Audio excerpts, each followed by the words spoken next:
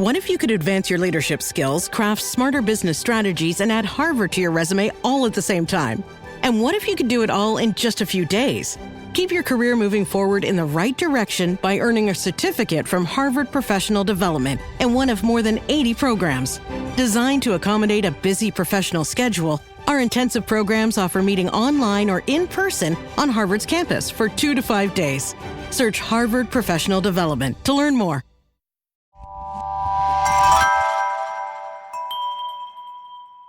Slow Burn Media and Evergreen Podcast presents Who Killed, a podcast that provides a voice for the voiceless. It's a stunning break in the case. After 5 days in police custody, denying repeatedly that he killed Stephany Flores, the young Dutchman broke down in admitting to murdering the 21-year-old Peruvian student in his hotel room after a night of drinking and gambling. The bombshell confession came late last night. Under intense questioning, the 22-year-old Joran reportedly told investigators that he attacked Stephany Flores. He grabbed her by the neck when she took his laptop, he said, and started reading articles about him on the internet. "I did not want to do it," he tearfully admitted. "The girl intruded into my private life. She had no right. I confronted her. She was frightened. We argued, and she wanted to get away. I grabbed her by her neck and I hit her." The prime suspect in the 2005 unsolved disappearance of Natalee Holloway has arrived in the U.S. from Peru to face charges connected to the case. Joran Van Der Sloot landed in Birmingham, Alabama today under heavy guard. He is facing federal fraud and extortion charges for allegedly trying to pressure Holloway's mother into paying him $250,000 in exchange for disclosing the location of her daughter's body. Holloway vanished during a school trip to Aruba and was last seen in the company of Van Der Sloot. Her body has never been found. Van Der Sloot is currently serving a 28-year sentence in Peru for the murder of a young college student in Lima. A judge says the prime suspect in the 2005 disappearance of Natalee Holloway in Aruba has now admitted he killed her. Earlier today, Joran Van Der Sloot pleaded guilty to extorting the Alabama teen's mother in 2010. The 36-year-old had demanded $250,000 from her in exchange for the location of her daughter's remains. Part of today's plea deal required Van Der Sloot to reveal information about what happened to Holloway. Her mother expressed her relief earlier. I got the answer I've been searching for the past 18 years. Joran Van Der Sloot's confession means we have finally reached the end of our never-ending nightmare.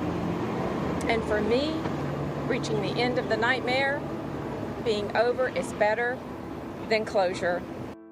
You may remember 18-year-old Holloway went missing during a 2005 school trip to Aruba.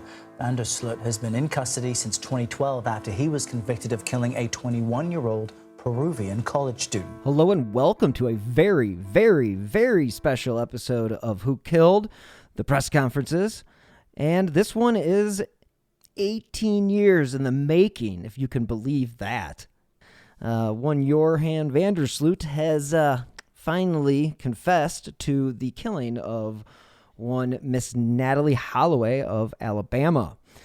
Today was a victorious day for the family, and I can only imagine what kind of pain they've been going through for all these years.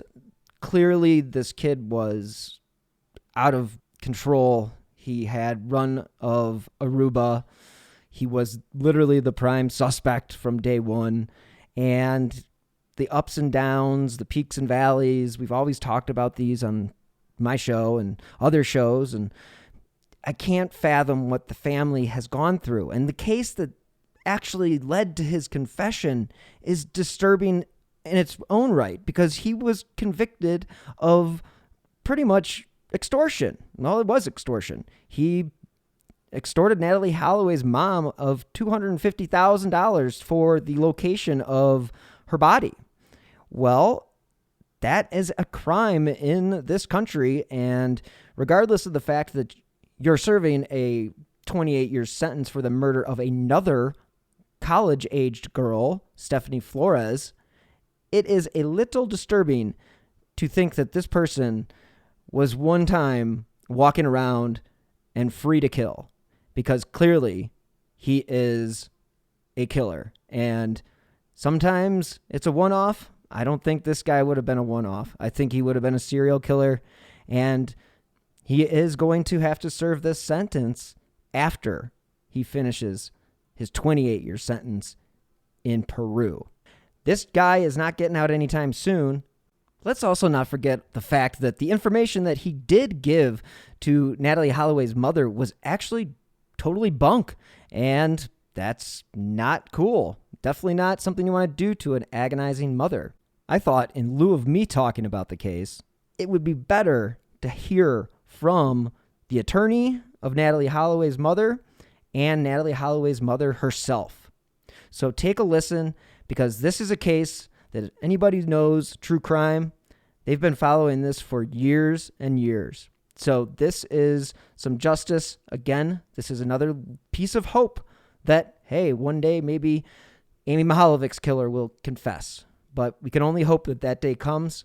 But today we will celebrate in the fact that Van Der Sloot is not getting out of jail anytime soon, and he finally did provide closure to this case. So take a listen and enjoy. Good morning. Thank you all for being here with us this morning. My name is Prim Escalona, and I'm the United States Attorney for the Northern District of Alabama. I'm going to make a brief prepared statement, and then I believe that Beth Holloway will also be making a statement. Today marks the end of 18 years of wondering what happened to Natalee Holloway. Now, Beth and Dave can rest, and Natalee can rest, knowing that justice was served.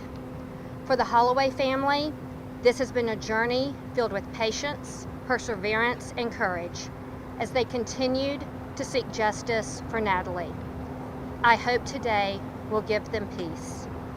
I want to extend my deepest appreciation to the FBI, the Department of Justice's Office of International Affairs, the governments of Peru, the Netherlands, and Aruba, the United States Marshals Service, and the Shelby County Sheriff's Office for their efforts that helped make today possible. I also want to recognize from my office, Lloyd Peoples, Catherine Crosby, and Tanya Benninger, who worked tirelessly over the last year and a half on this case, along with many others in my office who have worked towards justice for the last 13 years. Also, I want to thank the court and the federal public defender and his team for their diligence and professionalism throughout this prosecution. Ensuring a successful prosecution took a great amount of collaboration, and I'm grateful for all of the hard work and dedication that has been devoted to this case. The world watched in 2005 as Beth and Dave Holloway experienced every parent's worst nightmare. As a mother, I cannot imagine the heartache, the sleepless nights, and the tears that Beth and her family must have shed of wondering what happened to Natalee. Despite their grief, the Holloway family kept fighting for justice for Natalee. Their love for their daughter and sister is what brought us to this day. For Beth and Dave and Matt, I hope today is not just about this sentence. I hope it's about healing, about finding peace, knowing they did everything they could for their daughter and their sister.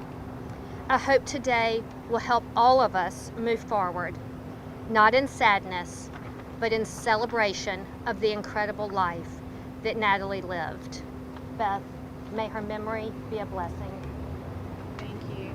Thank you so much.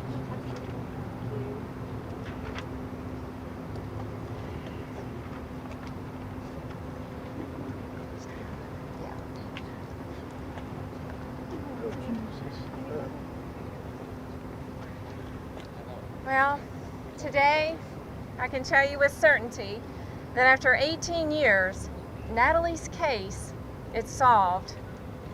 As far as I'm concerned, it's over. It's over. Joran Van Der Sloot is no longer the suspect in my daughter's murder. He is the killer. In the course of his felony prosecution, here for extortion and wire fraud indictment, he gave a proffer in which he finally confessed that he killed Natalee. He described when and how he killed her. He said that after killing her on the beach in Aruba, he put her into the water, and that was the last that he ever saw her. That was all verified by a comprehensive and conclusive polygraph test. Even with this confession, though, he can't be tried here for Natalee's murder. But I'm satisfied knowing that he did it alone, and he disposed of her alone. I won't give you the details of his brutal confession. Those will be forthcoming when the proffer is made public. You will also have details of the plea agreement which was reached. His sentence of the extortion and the wire fraud will run concurrently with a sentence in Peru for killing Stephany Flores. And that's fine with me. Thanks to a lot of very smart and dedicated people here, I got the answer I've been searching for the past 18 years. Joran Van Der Sloot's confession means we have finally reached the end of our never-ending nightmare. And for me, reaching the end of the nightmare, being over, is better than closure. It's been 18 years since Natalee disappeared, and Natalee would be 36 years old today. I still miss her every day. It's been a very long and painful journey, but we finally got the answers we've been searching for all these years. We finally, today, we got justice for Natalee. So thank you all so very much and being supportive of us in our long 18-year journey. Thank you. Holloway, inside you said, your son said, we did it. How do you sleep tonight? As a mother who has what she has today. Yeah, I think we sleep well. I mean, this has been the most unimaginable journey, and I know everyone has been with us on this, and we are so appreciative of it. But for us to finally put this to rest and being over, as I said, it's better than closure because our never-ending nightmare had to end. And we are so grateful that we can say that today, that it is over. And that is getting justice for Natalee. He said from the podium, he's a changed man. Do you have any indication that with this confession there will be charges in Aruba? Do you have any hope for that? I don't. I just know that there are no charges that will be here for his murder, but hopefully maybe they will look into that. Do you need that, or do you have what you need? No, I have what I need, but I have what I need. Did you believe when he said that he's a changed man? I definitely don't. I don't believe he's a changed man at all. How did it feel to see him in the courtroom shackled in her Oh. hometown? It feels victorious. I feel like you finally begin to transition from the victim to the victor, and it begins to make the pain and suffering feel somewhat less intense because you are here. You are at this point, the pinnacle of the journey, and you've gotten justice and you've gotten the answers you've been so desperately seeking. So it felt victorious. Are you confident you got the truth out of him? Oh, I'm absolutely confident. Yes, yes. That you had the opportunity to talk to Joran in the courtroom. What did you tell him? I was able to tell Joran that I think in this long-ending nightmare, I was able to express things to him that I had been wanting to tell him, as far as, telling him who he is. And he is a killer. He is a killer. He will always be the killer. He will always be now the black mark in Aruba. He's now confessed to 2 murders. So that was good for me to be able to tell him that and to share that. Do you hope that Aruba maybe reopen the case? I don't know about that, but I'm just sticking with victorious right now. Thank you. Can you tell us a little bit about, in the courtroom, they said that you sat as he was explaining what happened. How was that moment? It is shocking and it is horrific to hear a killer that describing the brutal things that he did to my daughter, Matt's sister. It's shocking and it is very disturbing.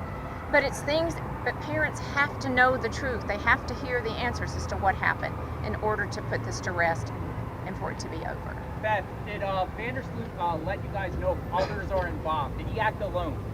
Yes, he acted alone. Thank you all so much. Beth, tell us about Natalee. Tell us about the 18 years before. Natalee was very bright, very smart, dedicated young lady. She was on her way to college. She was headed to medical school after that, and I have no doubt she would have made it all the way. So we love her, we miss her very much, and we wake up every morning with thoughts of Natalee, but now we wake up knowing that we have reached justice for Natalee. Hey, So she was thank you. truly the best sister I could have ever asked for. Absolutely. Have you said a full and complete goodbye to Natalee at this point?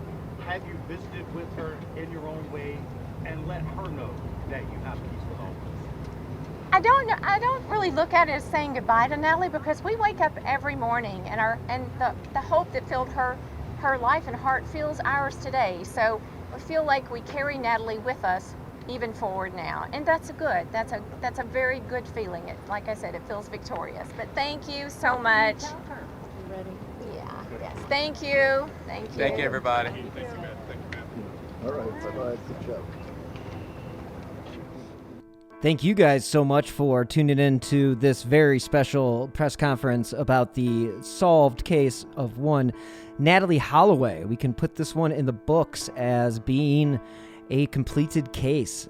It's nice to know that the Holloway family has some closure, but again, there is a giant void in their life, and unfortunately, it will be there for the rest of their lives. And this is something, again, that we have nobody but Van Der Sloot to blame for this awful tragedy. Because, again, this guy is a serial killer in the making, and he is a really bad dude. So, good thing they finally nailed him on this particular case. And, again, he's going to be in jail for a long, long time. So, hopefully he is never out of jail, and we can all sleep soundly. But hopefully the Holloway family will take some solace in this confession and can close this chapter and maybe move on and bring some positivity back into their life. So again, very sorry for the families, and thank you so much for listening. These press conferences are important to listen to because these are the people that are involved, and it's not being dictated through the microphone of a podcaster or a newscaster. So this is something that is worth listening to, and I think as you continue to listen to them, you will get more and more familiar with sort of cop speak and the way that they speak sort of in between the lines. So thank you again for listening this week to this special episode, and stay tuned till tomorrow when I have another brand new episode. So thanks again, and until next time, as always, stay healthy and be safe.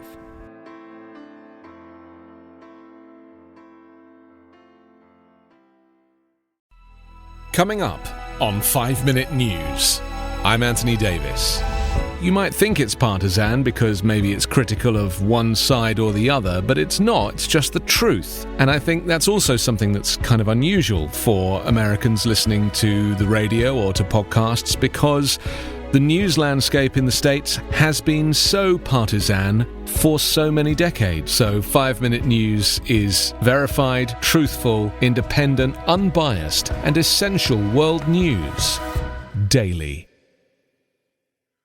Hi, Vanessa. Hi, Amy. And hi, True Crime fans.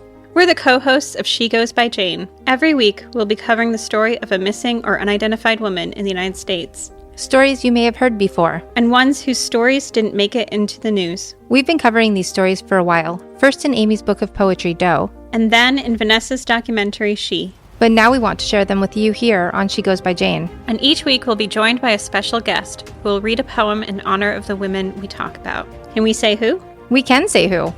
We'll be joined by actresses like Coco Jones and Gabrielle Ruiz. And musicians like Stephany Quayle and Kelly Moneymaker, along with authors like Louise Penny and Catherine McKenzie. So check out She Goes by Jane wherever you get your podcasts, or check out Evergreen Podcasts and their true crime channel, Killer Podcasts. We can't wait to bring you these stories.